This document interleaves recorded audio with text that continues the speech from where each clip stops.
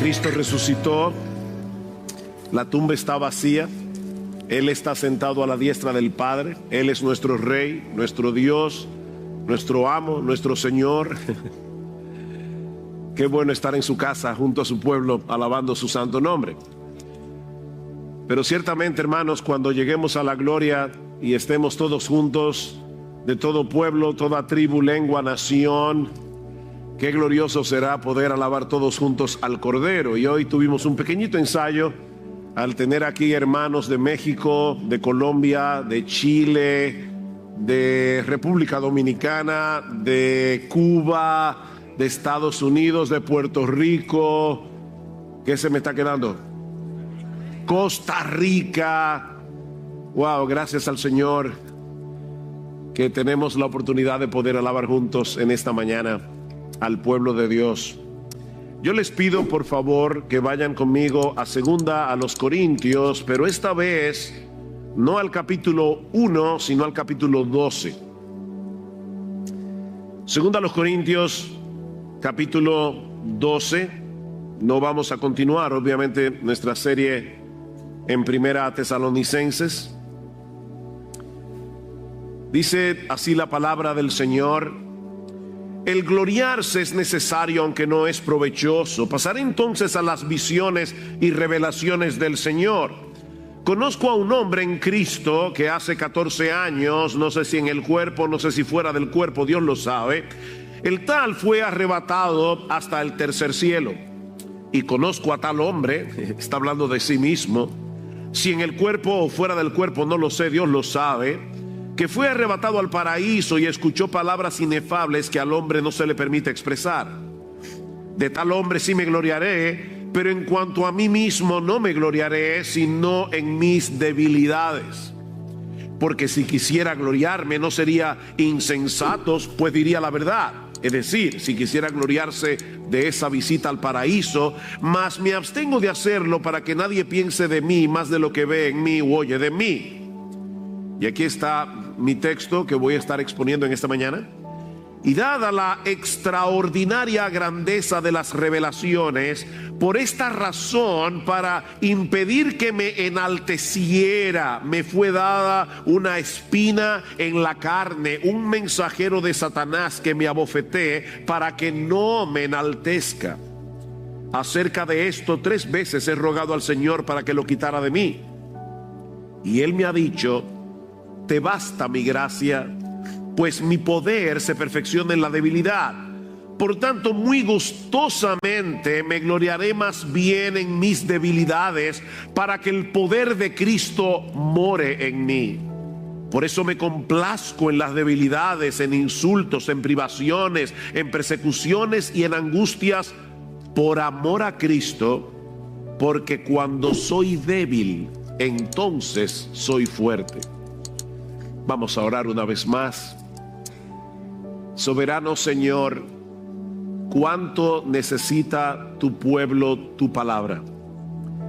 Cuánto necesitamos tus hijos, que tu Espíritu Santo venga y aplique con poder tu palabra en nuestros corazones. Estamos tan necesitados de ti. Seguramente en medio nuestro hay hermanos cansados, agotados en la carrera, hermanos que están abatidos a través de diversas dificultades, tribulaciones, aflicciones. Pastores que están en medio nuestro debido al intensivo pastoral. Cuánto necesitamos, oh Señor, todos nosotros, que tú nos ministres en esta mañana. Ven y háblanos, porque te lo pedimos en el precioso nombre de Jesús. Amén. Yo supongo que algunos aquí, o probablemente muchos aquí, alguna vez han pensado que de no ser por algunas limitaciones, pudieran servir mejor, pudieran ser más útiles en el reino de Dios. ¿Has pensado eso alguna vez? Óyeme, si yo no tuviera este problema, tal vez si yo hubiera tenido una mejor educación académica, o si yo tuviera una mejor salud, o si yo tuviera una mejor memoria, o si yo tuviera en general mejores circunstancias en mi vida, yo pudiera ser más efectivo en mi servicio al Señor y a su iglesia. Mi hermano, mi hermana, ¿alguna vez tú has pensado así? O tal vez estás aquí hoy en la mañana pensando así. Esa forma de pensar no solamente surge de nuestro pecado, de nuestra percepción de las cosas, sino que también es alimentada por el mundo, que tiende a admirar a todas esas personas que, a pesar de muchas dificultades, que tienen que vencer muchos problemas, logran grandes cosas. Nos fascinan esas historias, ¿verdad? El individuo que, siendo pobre y en circunstancias bien difíciles, logran cosas extraordinarias, descansando únicamente en sus propias capacidades y en su propia determinación. Hasta hacen películas sobre ese tipo de cosas. Me acuerdo cuando nuestros hijos estaban pequeños, que vimos una película llamada Rudy, de un muchacho pequeño que quería jugar fútbol americano en el equipo de la Universidad de Notre Dame, y todo lo que ese individuo pasa, toda la película, para que en los últimos 15 minutos lo metan en el juego. Nos encantan esas historias de autoayuda. Pero según la enseñanza de Pablo en este pasaje, es más bien nuestro sentido de insuficiencia, son nuestras debilidades la clave para ser útiles en el reino de Dios. Te lo voy a repetir otra vez porque eso es antiintuitivo. Son nuestras limitaciones, es nuestro sentido de insuficiencia, son nuestras debilidades la clave para ser útiles en el reino de Dios. Pablo está contrastando aquí su ministerio con el de los falsos maestros. Si leemos toda la carta de 2 a los Corintios nos vamos a dar cuenta. Los falsos maestros se gloriaban en sus capacidades, en sus personalidades carismáticas, en sus experiencias extraordinarias, y veían a Pablo con menosprecio y decía: Pablo es fuerte en sus cartas, pero su presencia es menospreciable. Pablo es un individuo débil.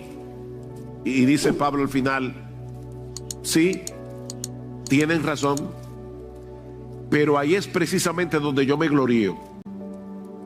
Yo me glorío en mi debilidad, y no porque no haya tenido experiencias inusuales. Y ahí es que Pablo cita la extraña, la inusual experiencia que tuvo, donde Dios lo arrebató. Dice él: si en el cuerpo no lo sé, si fuera del cuerpo no lo sé. Él mismo no puede explicar exactamente cómo sucedió eso, pero él dice: si vamos a hablar de experiencias extraordinarias, Dios me arrebató al paraíso, Dios me arrebató hasta el tercer cielo, donde yo escuché palabras inefables. Esa palabra dominguera lo que significa es: lo que yo vi no lo puedo relatar, no lo puedo narrar. De hecho, a mí no se me dio permiso para yo poder compartir lo que yo vi, lo que yo escuché, lo que yo experimenté en el paraíso. Hoy día hay individuos que suben, van al cielo, escriben libros, se hacen famosos. Pablo dice: no, en el caso mío, a mí Dios no me permitió hablar de eso. La única razón por la que Pablo hace mención de esa extraña visita al paraíso, que le había sucedido 14 años atrás y que él nunca había mencionado, la única razón era poder poner en contexto el aguijón en la carne que Dios le había dado para que él no se enalteciera. Él quería que la gente entendiera por qué Dios le dio un aguijón, y dice 2 veces en el versículo 7: para que no me enaltezca. Literalmente, para que la cabeza no se me ponga grande, Dios me dio un aguijón. En otras palabras, Pablo no está descansando en ese tipo de experiencias extraordinarias para probar la genuinidad de su ministerio. Eso no es necesario. Pastores que están aquí, no quieran, no deseen pasar por experiencias extraordinarias para probar que ustedes verdaderamente son hombres de Dios. Pablo dice, eso no es necesario. De hecho, mis hermanos, Jesús mismo nos advierte que tengamos cuidado de no descansar en esas cosas para creer que verdaderamente somos creyentes y para probar que verdaderamente somos siervos de Dios. Dice en Mateo capítulo 7 versículo 22, muchos me dirán en aquel día, en el día del juicio, Señor, Señor, no profetizamos en tu nombre, y en tu nombre echamos fuera demonios, y en tu nombre hicimos muchos milagros. Y entonces les declararé, yo nunca os conocí, nunca, ni cuando ustedes estaban profetizando, ni cuando estaban haciendo milagros supuestamente, ni cuando estaban echando fuera demonios. Ustedes nunca fueron míos, yo nunca los conocí, apartaos de mí, hacedores de maldad. Mis hermanos, no se dejen engañar, que hay hombres por ahí haciendo cosas sorprendentes para robarle el dinero a la gente. Son falsos maestros. De no haber sido por el ataque de sus enemigos en Corinto, nunca nos habíamos enterado que Pablo fue al tercer cielo. Nunca lo habríamos sabido. Su énfasis en ese pasaje no está en esa extraña visita, esa inusual visita al paraíso, sino más bien en el aguijón o en la espina que Dios le dio en su carne para evitar que él se enalteciera por causa de esa experiencia. Y hay al menos tres grandes lecciones que nosotros podemos aprender de este pasaje y que pueden ser muy útiles a los pastores que están de visita, a los líderes que están de visita en medio nuestro. Pero hermanos, yo no estoy predicándoles a ellos, sino a todos nosotros, porque todos nosotros necesitamos aprender la enseñanza de este pasaje. Hay al menos tres enseñanzas que podemos extraer de este pasaje. La primera es que las debilidades y aflicciones que nos limitan de alguna manera vienen de parte de Dios para nuestro bien. Dios nos limita, Dios nos debilita, y es para nuestro bien. En otras palabras, son regalos que Dios nos da envueltos en papeles extraños. Noten que en el versículo 7, Pablo dice, y dada la extraordinaria grandeza de las revelaciones, por esta razón, para impedir que me enalteciera, me fue dada. Me fue dada. La pregunta es, ¿por quién? Obviamente por Dios. Es verdad que el texto dice, un mensajero de Satanás que me abofeté. Sin embargo, dos veces dice Pablo que la razón por la que se le dio este aguijón era para que no se enalteciera, para que él no se enorgulleciera. Y a Satanás le habría encantado que Pablo se llenara de orgullo. Así que en última instancia, el diablo era un instrumento en las manos de Dios para humillar a Pablo. Pero esta aflicción, esta debilidad limitante le fue dada por Dios. Pastor, ¿y qué era este aguijón? Bueno, esa pregunta es muy simple, muy sencilla, no sé. Nadie lo sabe, se han dado muchísimas respuestas, pero de verdad no importa. No importa. De hecho, probablemente la razón por la que Pablo no menciona explícitamente cuál era el aguijón era porque tal vez los corintios sabían cuál era, pero en segundo lugar, para que cualquiera pudiera leer ahora la carta e identificarse con Pablo, aunque no estuviera sufriendo la misma aflicción. Así que esto es universal. Un aguijón en la carne, no sabemos lo que era. Ahora es obvio que se trataba de una aflicción bastante severa. Miren, mis hermanos, si hay algo de lo que no podemos acusar a Pablo, es de que era un hombre ñoño. Ese tipo de persona que todo se lo encuentra difícil, que se queja por cualquier tontería. En el capítulo 11, Pablo da un resumen de sus dificultades que él había tenido que sufrir por causa del ministerio. Vean el capítulo 11, versículo 24. 5 veces he recibido de los judíos 39 azotes. Los judíos eran tan quisquillosos con la ley que como se prohibía que se diera 40 azotes, ellos le dieron a Pablo 39. 3 veces. 3 veces he sido golpeado con varas. Una vez fui apedreado. 3 veces naufragué. He pasado una noche y un día en lo profundo, con frecuencia en viajes. Y ahora noten todas las veces que Pablo menciona la palabra peligros. En peligro de río, peligro de salteadores, peligro de mis compatriotas, peligro de los gentiles, peligros en la ciudad, peligros en el desierto, peligros en el mar, peligros entre falsos maestros, en trabajos, fatigas, en muchas noches de desvelos, en hambre, sed, a menudo sin comida, en frío, desnudez. Un buen resumen. Un buen currículum de sufrimiento. Pablo había tenido que pasar por mucha aflicción, pero esta espina, este aguijón en su carne parece sobrepasar todo lo demás. De hecho, noten otra vez que en el versículo 7 Pablo le llama una bofetada. Dice, me fue dado un mensajero de Satanás que me abofetee. La palabra literalmente es que me atormente. Y el tiempo del verbo que Pablo usa, que da la idea de una acción repetida. Pablo tenía mucho tiempo padeciendo de este problema, cualquiera que haya sido, y continuaría sufriéndolo por el resto de su vida, a pesar de haberle clamado al Señor que se lo quite. De paso, mis hermanos, esto nos enseña que no es incorrecto orarle al Señor que nos libre de alguna aflicción. Eso no es incorrecto. ¿Está alguno entre vosotros afligido? ¿Qué debe hacer? Según Santiago, haga oración. Santiago 5:13. Lo que es incorrecto y pecaminoso es llenar nuestro corazón de amargura, comenzar a dudar del amor de Dios, porque Él decida no quitarnos la aflicción. No debemos, mis hermanos amados, medir el amor de Dios sobre la base de nuestro bienestar. La medida del amor de Dios siempre ha sido el Calvario, no la salud, no la prosperidad terrenal. Sí, debemos orar cuando estamos en medio de una situación aflictiva, pero debemos hacerlo con la misma actitud de Jesús en el huerto de Getsemaní. Padre, si es posible que pase de mí esta copa, pero que no se haga mi voluntad, sino la tuya. Porque Jesús sabía que la voluntad de Dios, cualquiera que sea, es buena, es agradable y es perfecta. Aunque nos duela,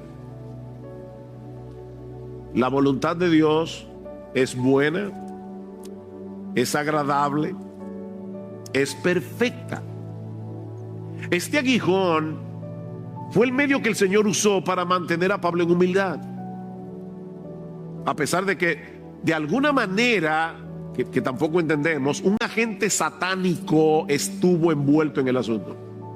Algunos sugieren, como dice, un mensajero de Satanás. Algunos sugieren que era Dios afligiéndolo con algún tipo de enfermedad y el diablo diciéndole: Pablo, tú ves que Dios no te ama, tú le sirves, eres un misionero, tú tal vez serías más útil si Dios te quitara ese aguijón, y ese mensajero del diablo estaba ahí, tiquiti, tiquiti, tiquiti. Es posible. Mis hermanos, nuestro Dios es soberano y Él tiene control de todas las cosas, y eso incluye los ataques del enemigo de nuestras almas, eso incluye los pecados que otros cometen contra nosotros. Dios es soberano y en su sabiduría, en su bondad, todo lo que Él decreta para nosotros, aunque no lo entendamos, es para su gloria y para nuestro bien.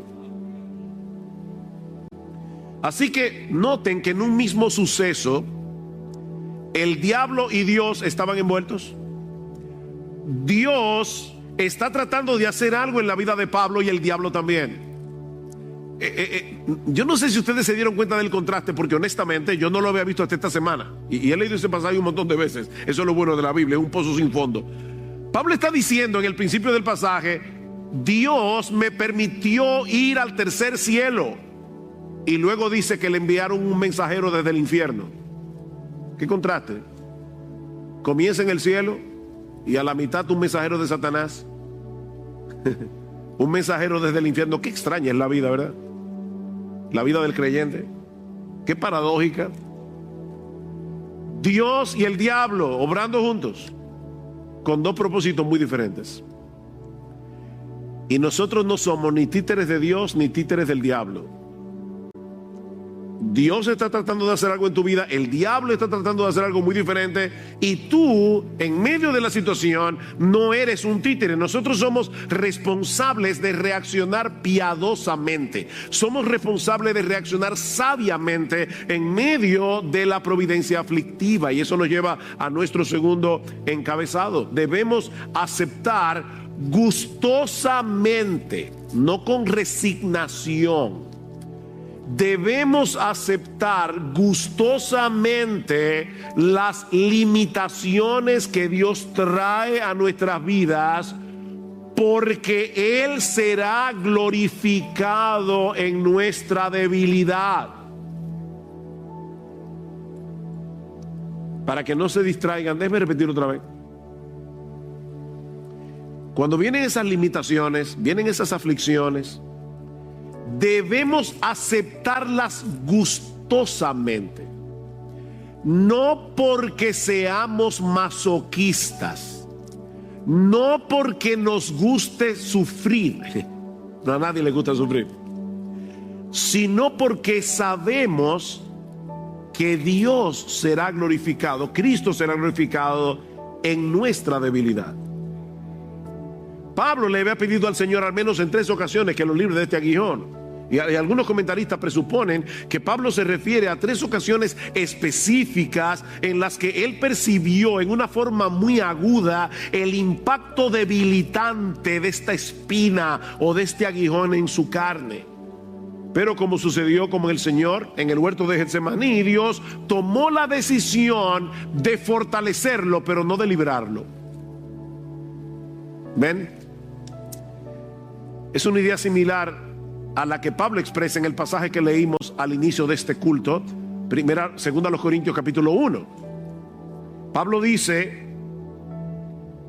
bendito sea el Dios y Padre de nuestro Señor Jesucristo, Padre de misericordias y Dios de toda consolación, el cual nos consuela en todas nuestras tribulaciones, para que podamos también consolar a los que están en cualquier tribulación por medio de la consolación con que nosotros somos consolados por Dios. ¿Cuál es el énfasis en este texto?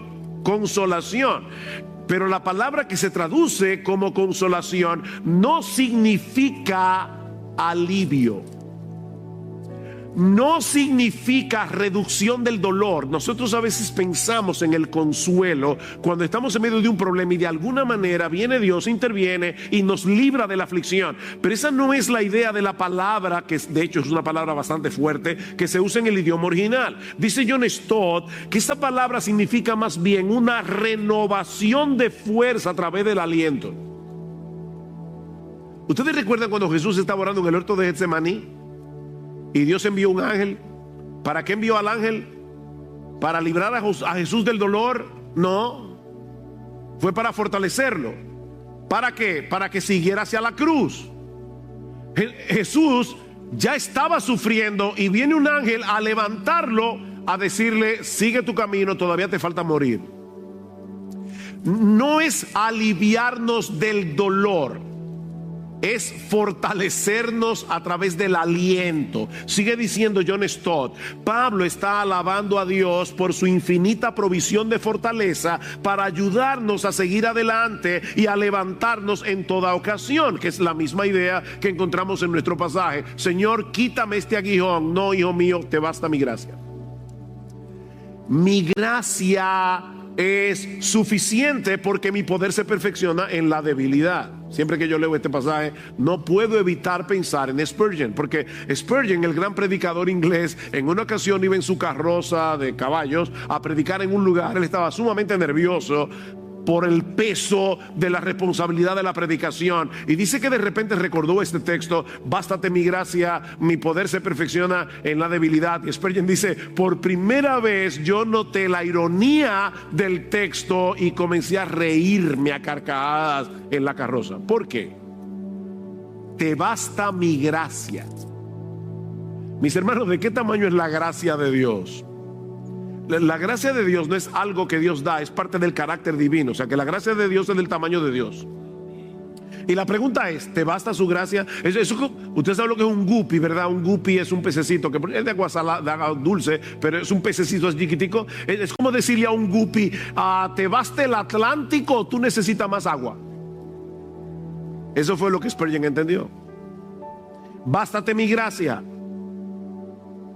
Tal vez Pablo le había argumentado a Dios en oración: yo estaría en una mejor condición para servirte si tú me libras de este aguijón, si tú me sacas esta espina debilitante, yo estaré mejor equipado para hacer tu obra. Y el Señor viene y le hace ver que era todo lo contrario. No, Pablo, esa limitación es la clave de tu utilidad.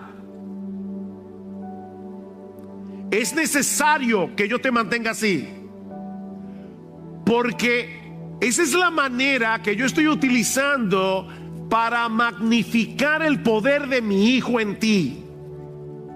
Bástate mi gracia. Ahora es importante aclarar que cuando Pablo habla aquí de debilidades, él no se está refiriendo a una debilidad moral. En otras palabras, Pablo no está diciendo: bueno, yo tengo problemas con la codicia, tengo problemas con la lujuria, tengo problemas con la pornografía, se me hace muy difícil perdonar a nadie, pero no importa, porque el poder de Dios se perfecciona en la debilidad. No.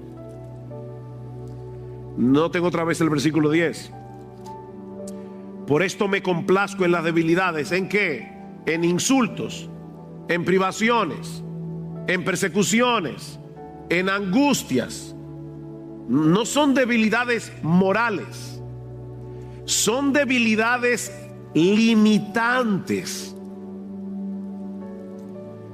En otras palabras, Pablo había abrazado su identidad como un mero vaso de barro en el que Dios había colocado el tesoro del Evangelio.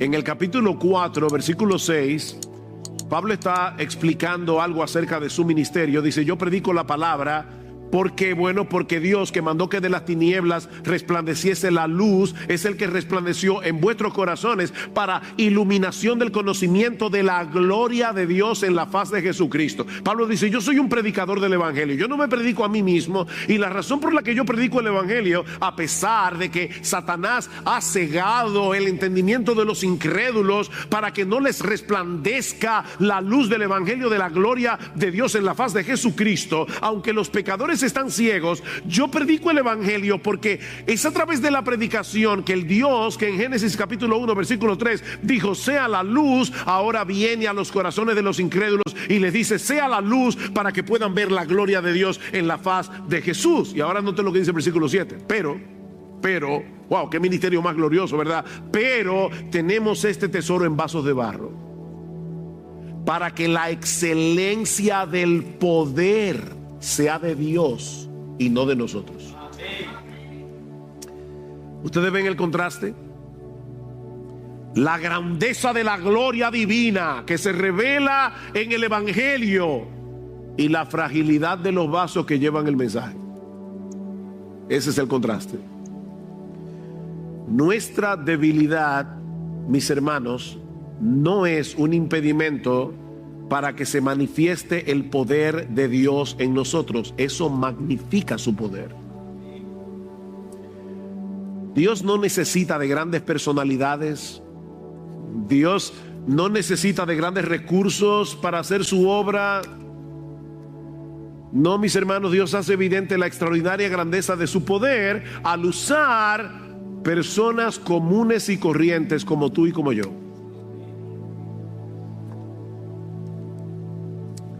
Ninguno de nosotros tiene en sí mismo lo que se necesita para hacer la obra de Dios. Ninguno de nosotros tiene lo que se necesita en sí mismo para vencer el pecado. ¿Qué dice Jesús? Separados de mí, ustedes pueden hacer como un 70%, 80%, 90%, 99%.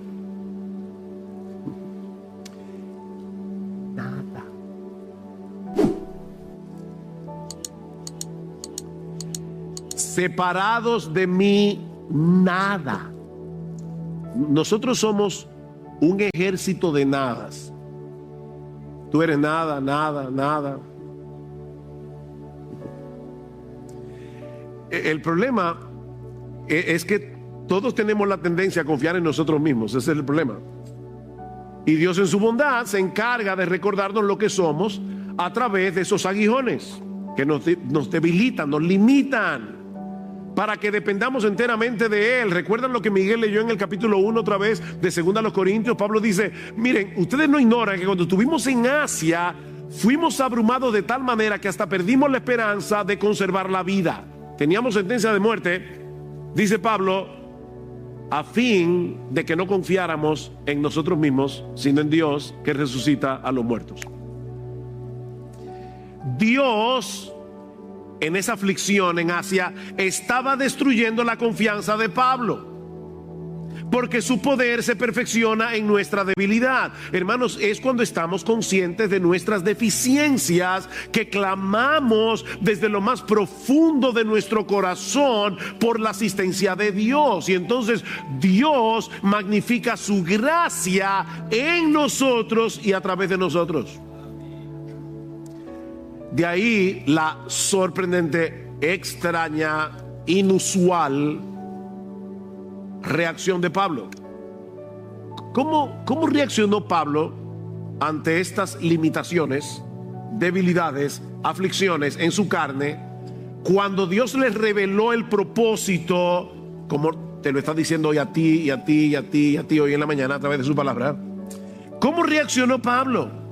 En vez de llenarse de resentimiento contra Dios, de amargura, de depresión por limitarlo de esa manera, Pablo le da la bienvenida. Él aceptó gustosamente ser debilitado.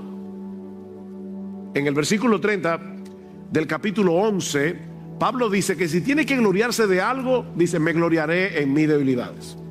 En el versículo 9 del capítulo 12 dice, muy gustosamente me gloriaré en mis debilidades, para que el poder de Cristo more en mí, o para que el poder de Cristo haga su residencia en mí. Y luego en el versículo 10 del capítulo 12 dice, me complazco en mis debilidades. Ustedes están viendo cómo me glorío, me gozo, para usar una palabra que está de moda, lo recibo. Me complazco. ¿Saben lo que significa esa palabra? Significa estar satisfecho, gozarse, aceptar con agrado, preferir, disfrutar. Pablo está diciendo, bienvenidas sean todas estas aflicciones. No porque me gozo en el dolor, no, sino porque cuando soy débil, entonces soy fuerte. Esa conexión es importante. Cuando entonces, Pablo está diciendo, es cuando soy consciente de mi debilidad que entonces soy fuerte, porque eso me lleva a depender enteramente de Él y no de mí. Vamos a ver el texto a la inversa. Cuando yo creo que soy fuerte, ahí es que yo soy débil. Mira, mi hermano, cuando tú crees que te las sabes todas, precisamente cuando tú crees que puedes, estás perdido. Cuando soy fuerte, entonces soy débil. Lo puedes citar al revés. Pero cuando soy débil, entonces soy fuerte. Fue la conciencia de su pequeñez lo que llevó a Pablo a decir que él se gloriaba en sus debilidades, le daba la bienvenida, se complacía en sus debilidades, porque él sabía que esa era la única manera en que el poder de Cristo se iba a magnificar en él. Mi hermano, déjame hacerte una pregunta. Cuando tú te levantas por la mañana, tú eres esposo, tú eres padre, trabajas en una empresa o en cualquier lugar, tú te levantas con esa conciencia, Señor, yo tengo hoy que amar a mi esposa como Cristo amó a la iglesia. Señor, yo hoy tengo que criar a mis hijos en la disciplina y amonestación del Señor sin provocarnos a ira. Señor, hoy yo debo ir a mi trabajo y hacer las cosas no como para los hombres, sino para ti. Pero Señor, yo no puedo. Tú tienes esa conciencia desde que tú abres los ojos por la mañana. Señor, yo no puedo. Hoy yo voy a tener un montón de tentaciones y yo no puedo con ningunas.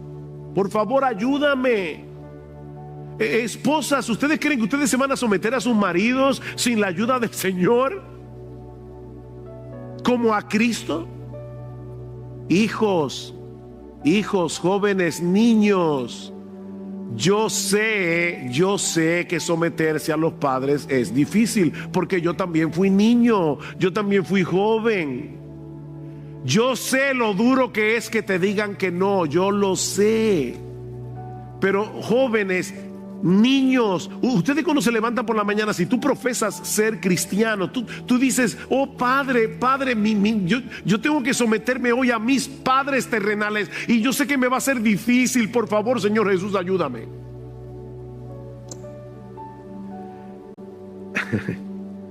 Jóvenes, escúchenme una cosa, porque ustedes son los que tienen más vulnerabilidad a esto.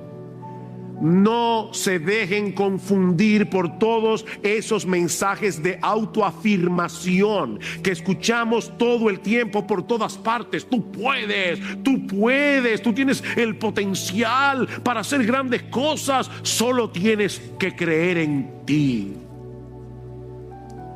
Wow, y sale uno, wow, sí, yo puedo. Reconoce todos esos potenciales, todo ese potencial que está escondido en ti. Tu problema es que tú no crees en ti. No, tu problema es que tú crees en ti. Ese es tu problema. Separados de mí, no van a poder hacer nada que valga la pena. Nada, cero, nada. No es descansando en nuestras propias capacidades que vamos a poder hacer la obra de Dios, que vamos a poder luchar con nuestros pecados, que vamos a poder poner nuestros dones en operación en la iglesia. Pastores que están en medio nuestro hoy, no caigamos en ese error.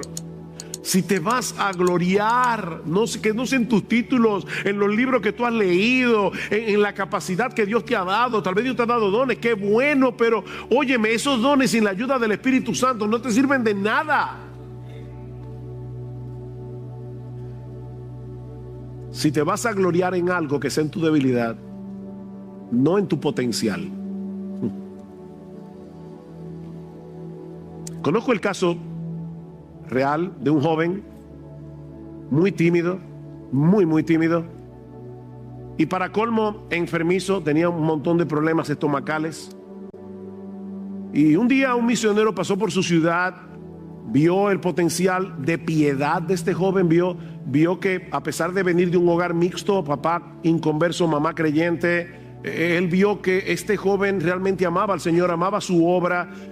Si hubiera sido otro hombre, tal vez hubiera dicho, mire, este individuo enfermizo, tímido, no sirve para esta obra, no sirve para este trabajo. Pero este hombre tuvo otra visión y a este joven tímido, a este joven enfermizo, lo reclutó para el trabajo misionero.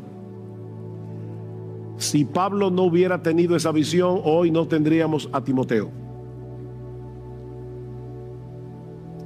Qué bueno que Pablo vio en Timoteo, a pesar de su debilidad, a pesar de sus enfermedades, sus frecuentes enfermedades, dice Pablo en su carta, en una de sus cartas. A pesar de su timidez, Pablo tuvo que escribir una carta a los Corintios. Timoteo va para allá, procuren que sea protegido. Pablo sabía que los corintios podían comerse vivo a Timoteo, pero fue un hombre de Dios que el Señor usó, porque no era por la gran personalidad de Timoteo, era por el poder de Cristo que habitaba en él. Pero hay algo más en nuestro texto que en cierto modo encierra la clave de este gloriarse de Pablo. O sea, esta reacción de Pablo responde a algo. ¿Cómo es posible que Pablo aceptara de buena gana, que aceptara con gozo, que le dé la bienvenida a las aflicciones que lo limitaban y lo debilitaban, a pesar de tener un ministerio tan amplio? ¿Qué era lo que lo movía a darle la bienvenida a ese aguijón? Eso nos lleva a nuestro tercer y último encabezado. Es el amor a Cristo lo que nos mueve a aceptar con gozo nuestras debilidades, porque ese amor por Él nos mueve a desear que Él se lleve toda la gloria.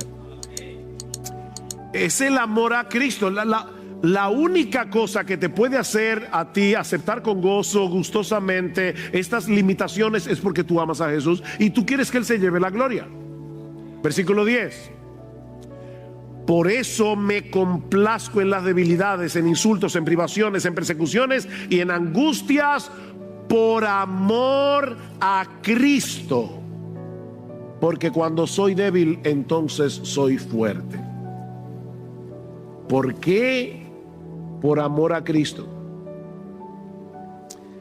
Todas esas cosas que Pablo había estado padeciendo habían venido sobre él por causa de su amor por Cristo.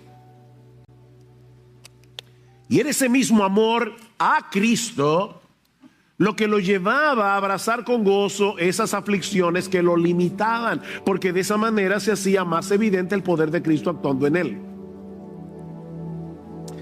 El razonamiento de Pablo en este pasaje es algo como esto: a mí no me gusta este aguijón que llevo en mi carne, le he pedido más de una vez al Señor que me lo quite, pero ahora que sé que este aguijón es el instrumento que magnifica la gracia de Cristo en mí, entonces me gloriaré en mis debilidades para que sea más evidente que es debido a su gracia, no a mis capacidades, no a mi conocimiento de las Escrituras. Es su gracia, por su gracia, que yo puedo hacer lo que hago. Nosotros hacemos la obra y Cristo se lleva la gloria.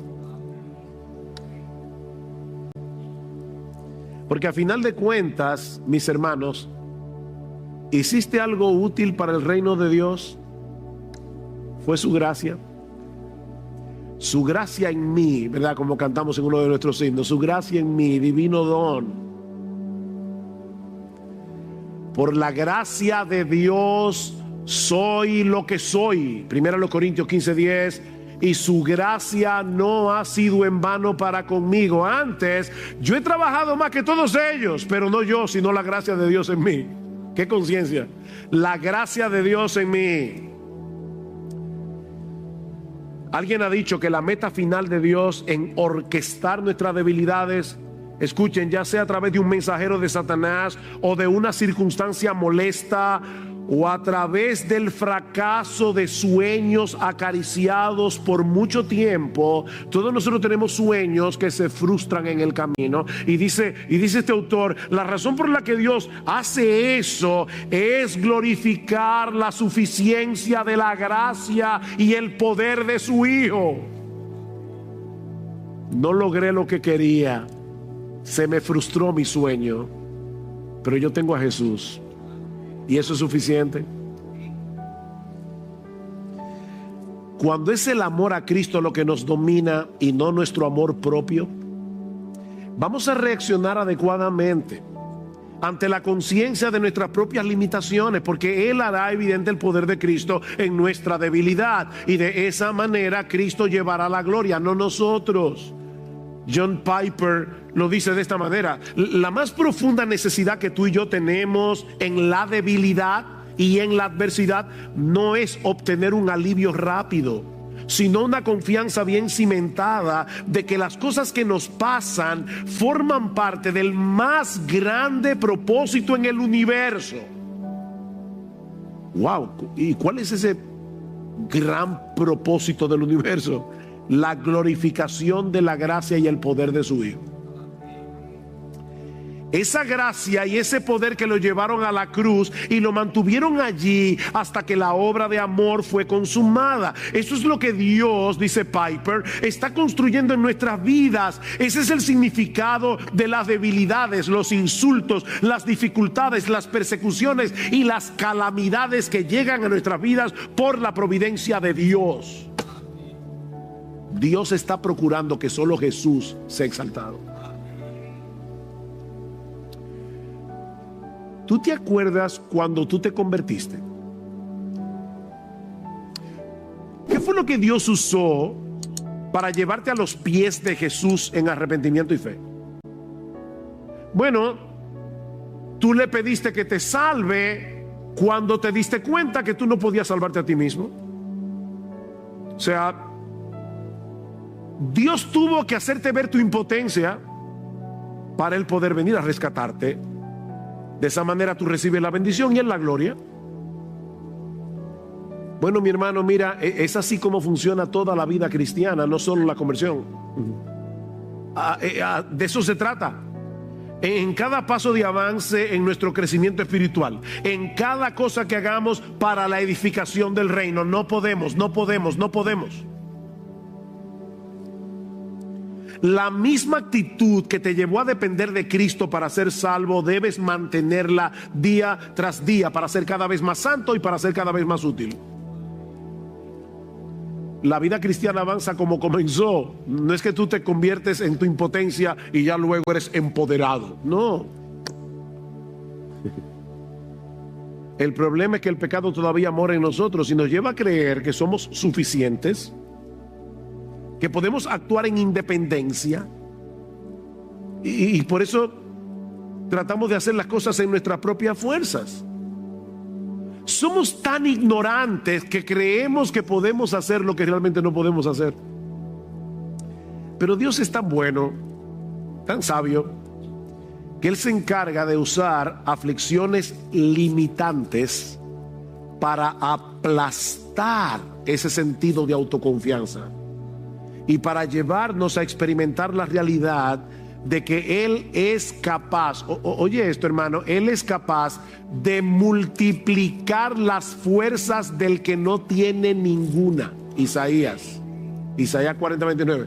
O sea, Él no necesita que haya un poco de fuerza para poder multiplicarla, para aumentar lo que hay. No, es que Él no necesita que haya.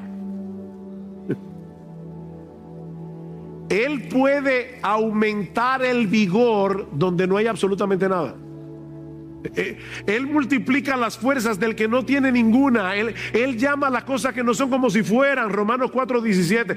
Pero es el amor a Cristo lo que nos mueve a darle la bienvenida a esas aflicciones limitantes y debilitadoras que vienen a nuestra vida, para que el poder, ese poder todopoderoso de la gracia de Jesús, se haga evidente en nuestra vida. Y la gente nos diga: wow, qué bien lo hace fulano, qué bien lo hace fulana. No, qué bien lo hace Jesús. Yo recuerdo hace muchos años que estaba leyendo una biografía de un hombre que yo admiro mucho, un hombre del pasado, y yo iba leyendo la biografía y decía: wow, pero qué hombre más extraordinario. Y un día el Espíritu Santo me convenció de pecado. Y yo dije: pero ¿cómo que qué hombre? Y de repente seguí leyendo la biografía y dice: wow, qué Dios, que puede tomar una basura que va camino al infierno, un gusano del polvo, y hacerlo útil para el reino de Dios. ¡Qué Dios tenemos! Así que, mi hermano, mi hermana, no te quedes ahí postrado, lamentando tu debilidad, lamentando tus limitaciones. Abraza con gozo esa conciencia de pequeñez. Abraza con gozo esa insuficiencia que te mantendrá de rodillas en dependencia de tu Señor, mientras pones tus dones en operación para la gloria de tu redención, en la edificación de la iglesia y la salvación de los perdidos. Gladys Aylward fue una sirvienta que servía en la casa de un individuo muy rico, y ella siempre deseó ir a la China de misionera. Era una criada, y ella aprovechaba la biblioteca que tenía este hombre y leía, se preparaba ella sola. Ella fue finalmente a la agencia misionera, habló con una persona que la atendió, por cierto, muy amablemente, pero le dijo: pero ¿pero qué tú has estudiado? Dice, no, yo tuve que dejar el colegio para poder servir en una casa de familia. Yo no tengo dinero, pero ¿qué capacidades tú tienes? ¿Sabes chino? No, yo no sé chino. Yo solamente he leído muchos libros que tiene el señor de la casa, pero... Y finalmente este hombre la desechó. Era chiquita, le llamaban la pequeña, ¿cómo era? La pequeña misionera o algo así. Era una muchacha bien chiquita. Esa muchacha pasó yo no sé cuántas vicisitudes y finalmente llegó a la China. Y es increíble la obra que Dios hizo a través de Gladys Aylward. Su obra es tan reconocida que Hollywood hizo una película de su vida. Pequeña, sin educación, pero con un gran amor por Jesús. Mis hermanos, necesitamos desarrollar ese hábito de dependencia constante. Necesitamos recordarnos una y otra vez que nosotros mismos somos menos que nada cuando se trata de hacer la obra de Dios. Por eso es que es tan importante la oración. En el pasaje de 2 Corintios 1, termina hablando de la oración. Dice Pablo, por la oración de ustedes, por nuestra oración. La oración juega un papel importantísimo porque es por la oración que nosotros manifestamos esa dependencia. Señor, yo no puedo, por favor, ayúdame. Sal de tu casa por la mañana a tu trabajo, Señor. Yo no puedo, me voy a enfrentar a un montón de tentaciones. Yo no puedo hacer el trabajo con excelencia. Yo no puedo hacerlo para tu gloria. Si me alaban, me la voy a robar tu gloria, Señor. Yo soy un ladrón de gloria. Por favor, ayúdame, Señor. Es vivir en oración, es respirar oración. Por eso es que es tan importante que los miércoles vengamos a la iglesia a orar. Esta iglesia no tiene la capacidad de hacer la obra de Dios. No la tenemos, sus pastores no la tienen. No confíen en sus pastores si es para dejar de orar. Nada podéis hacer.